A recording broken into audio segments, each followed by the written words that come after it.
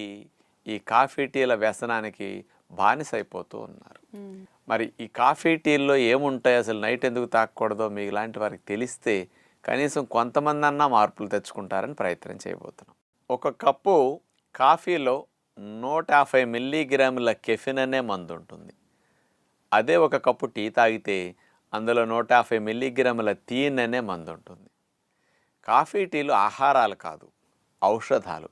ఆ కాఫీ పొడి టీ పొడిలో కలిపిన పాలు మాత్రం ఆహారమే, కానీ ఈ రెండు మాత్రం మెడిసిన్స్ అన్నమాట. కాఫీలో టీలో ఉండే ఈ రెండు స్టిమ్యులెంట్స్ మన శరీరంలో నరాల వ్యవస్థని, కణాలని ఇవన్నీ ఉద్రేకపరుస్తాయి అన్నమాట. అందుకనే కాఫీ టీ తాగిన వెంటనే మనకు కొంచెం హుషారు వస్తుంది, కొత్త శక్తి వచ్చినట్టు, కొంచెం ఆలోచనలు బాగున్నట్టు, మైండ్ ఫ్రెష్గా ఉన్నట్టు, కొంచెం యాక్టివ్గా అనిపించినట్టు వస్తుంది. దేనివల్ల వచ్చిందంటే స్టిమ్యులేషన్. ఈ స్టిమ్యులేషన్ మీకు ఎట్లా చెప్పొచ్చు అంటే,